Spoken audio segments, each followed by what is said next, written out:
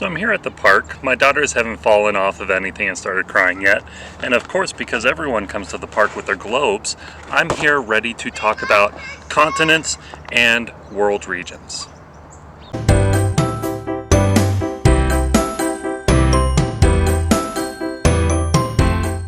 So in school, everyone learned about the 7 continents that we have on our world. We know what they are. We know that there's North America, South America, Africa, Europe, Asia, we got Australia down here, and then at the very bottom we have Antarctica.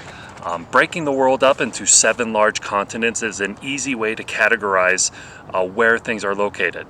Unfortunately, when you start getting a little more into the 7 continents, there actually is not a whole lot that they have in common with each other, except for the fact that they're each one giant piece of land that's tied together. So in modern times, geographers look at ways other than the 7 continents to break up our world. And if you were going through school and you were using maps out of your textbook, you probably think Greenland is a continent, because if you're looking at a map in a textbook, there's a good chance you're looking at a Mercator projection, and the Mercator projection of a map makes Greenland one of the largest land masses in our Earth, which it just isn't. But that's for another video. Hey, just want to interrupt myself to point out that having 7 continents is really kind of an American and a European way of looking at the world and breaking up these large land masses based on continental plates. There are many parts of the world where they do not recognize the 7 continents and break up our world in different ways. One of the reasons I'm going to be pointing out the 11 major regions in our world. So go ahead and continue on. Some geographers, including those at National Geographic, break our world up further outside of the 7 continents into 11 major regions. These 11 regions try to identify and break up our world based on a collection of places that have shared characteristics. And remember, place is a specific term we use in a geographic sense as one of our 5 major themes of geography. A place is an area that has shared unique characteristics and traits that kind of tie it together and help make it unique. So for National Geographic and many geographers in their regions of the world, we would have North America, and then Central America and the Caribbean. We'd have South America. We have Europe.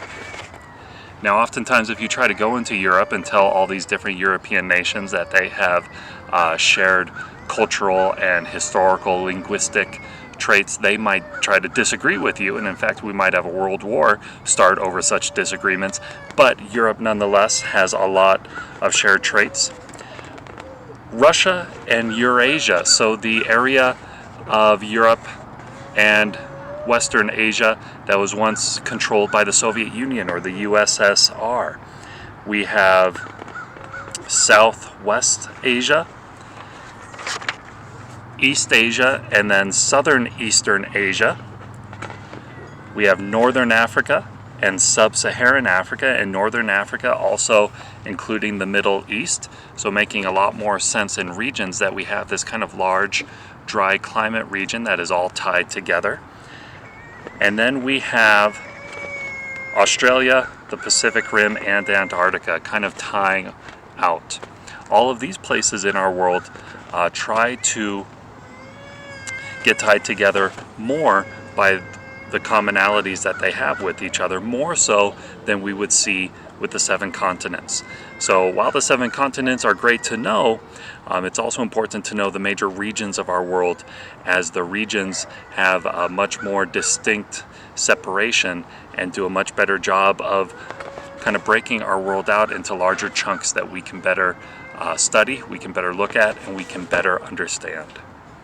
Okay, I went through those 11 regions pretty quickly. If you take a look at this map here, National Geographic does a really good job of showing the 11 major regions of our world, wherever that map is located, and gives you a good idea of how we can better break down our world into common regions that have place characteristics. When we look at especially places like Africa, northern Africa and the Saharan desert look very different than the southern and central portions of Africa, which have large grasslands and tropical jungle regions. The country of Russia is kind of partway in Europe, partway in Asia. So how do we break that apart within a continent? The 11 regions are a better way to more definitely define the areas of our world, much more so than the 7 continents often do. Hence, the reason we break it up into 11 regions. Below Asia, we got alas, oh my gosh.